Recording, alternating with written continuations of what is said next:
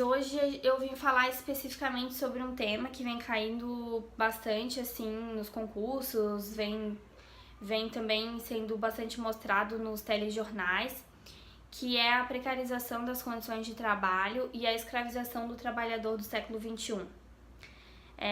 Esse tema caiu na Defensoria Pública de Santa Catarina, aqui no concurso, e é um tema muito complexo assim de se abordar, mas eu vou procurar dar um panorama geral e ao mesmo tempo problematizar alguns pontos com vocês.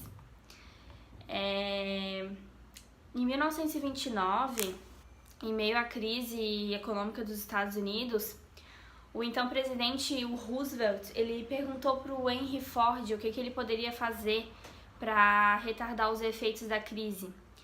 E o Henry Ford respondeu para ele que ele tinha que aumentar o salário dos trabalhadores e reduzir a carga horária de trabalho.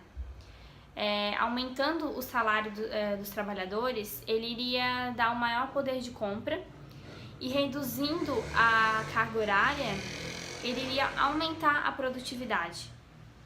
Então, muito antes disso também, o Karl Marx, junto com o Friedrich Engels, eles já apontavam diversas teorias que evidenciassem essas condições de trabalho precárias, principalmente dos trabalhadores ingleses, e que evidenciassem essa exploração do trabalhador, né? Um exemplo disso, um desdobramento disso que a gente pode citar, é a teoria da mais-valia, né? Onde foi concluído que em uma hora de trabalho, o empregado já tinha produzido o dobro ou mais de lucro para o seu empregador, enquanto o salário dele continuava igual. Então, assim, juntamente com, claro, com muitas outras obras, né? Essa conclusão da mais-valia vai ser num estágio bem mais maduro de ambos os autores, que é onde eles fazem o Capital, né? O livro O Capital, de onde eles tiram essa conclusão, mas nas outras coleções dos livros desses autores, a gente já pode perceber também muitas outras conclusões que são muito atuais, né, nos dias de hoje. No Brasil, a gente vem experienciando uma loucura, né, tanto em termos sociais quanto em termos políticos. Nunca se trabalhou tanto para se consumir tanto, para se jogar fora também muita coisa, né? Mas isso é um gancho que talvez a gente possa falar em outro vídeo. Então, ao mesmo tempo que a gente precisa reduzir a carga horária de trabalho semanal, ao mesmo tempo que a gente precisa reduzir essa carga horária, a gente quer, por um outro lado também, consumir muito, né? Talvez não no nosso consciente a gente queira tanto consumir, mas a sociedade capitalista vem incutindo esse pensamento na nossa cabeça, né? Então, diversas pesquisas já mostraram também, pesquisas norte-americanas de universidades super conceituadas, que o trabalho em demasia, ele prejudica a saúde, ele prejudica as relações familiares, as relações humanas de modo geral. Então, a gente precisa pensar num modelo de sociedade que é um modelo de sociedade mais bem estruturado, que pense mais no outro e que não escravize dessa forma o trabalhador.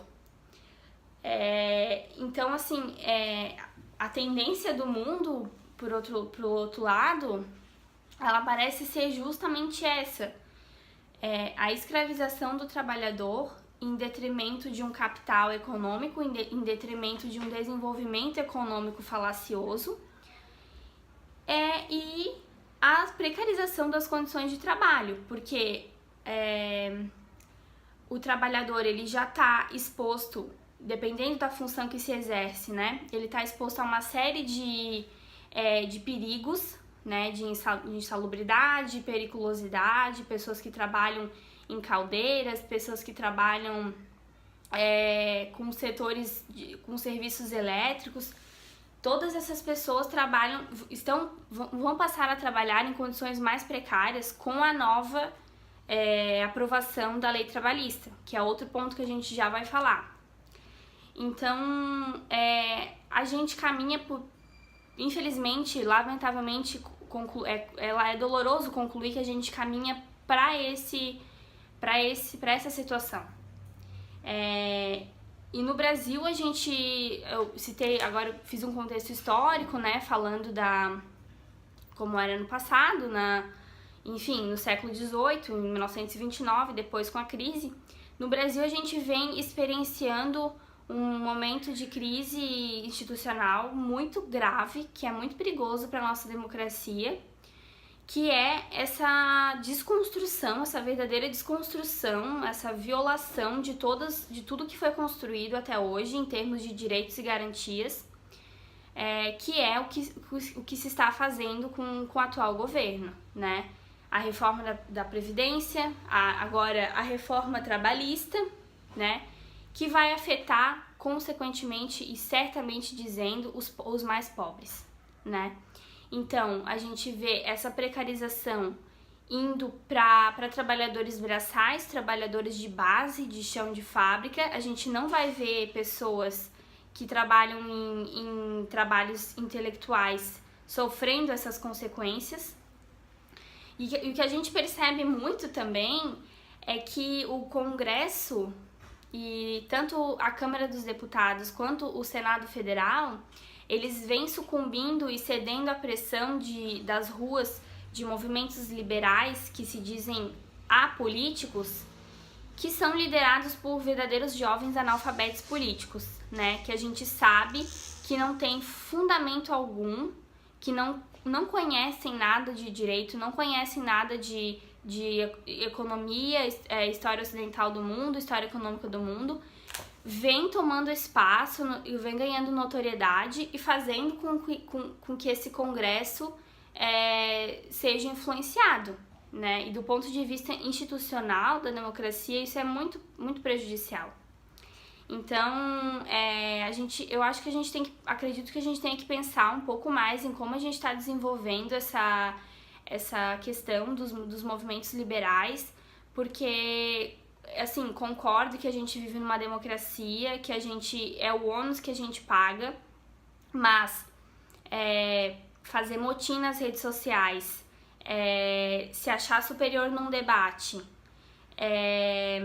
você também publicizar conteúdo de origem falsa, isso é muito grave. E fazendo o Congresso, fazendo com que um Congresso seja influenciado por esses movimentos liberais, não dá para continuar desse jeito. Então, eles se dizem movimentos liberais que focam, vamos dizer assim, né, tem por premissa básica o respeito ao indivíduo, mas eles endossam pautas que não tem nada a ver com isso, que nada se relacionam com essa premissa. Por exemplo, porque se preocupasse com o indivíduo, se pensaria na carga horária semanal que ele está fazendo, se pensaria nas condições de trabalho nas condições de trabalho que ele está fazendo, que ele está exercendo o trabalho dele.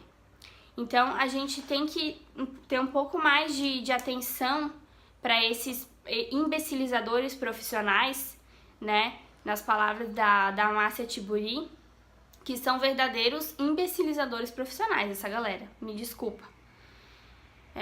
A gente tem que pensar muito bem na nossa democracia antes e não ficar apoiando pessoas que se dizem liberais, que se dizem movimentos apolíticos, que surfam nessa onda, nessa moda, criminalizando a política e ainda por cima fazendo com que o Congresso, os deputados e os senadores ouçam as suas babaquices, né?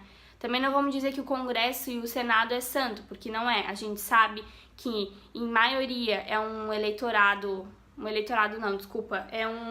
povinho que é empresário, né? Não estão nem aí para as leis trabalhistas, né? São grupos eminentemente conservadores, conservadores em todos os sentidos e empresários, né? Então a gente também não pode só colocar a culpa nos movimentos livres, porque o Congresso também perdoa bilhões da dívida dos setores comercial e agrário, e quer dizer que o rombo do país é a Previdência, que as leis trabalhistas não protegem em nada o empresariado. Então a gente tem que pensar nesses pontos, pensar na redução da carga horária semanal como um ponto de avanço de um país desenvolvido e não ficar endossando pautas que nada tem a ver com o movimento liberal, que nada tem a ver com as premissas liberais e que nada tem a ver com com os acordos internacionais de direitos humanos dos quais o Brasil é signatário. Então é isso aí.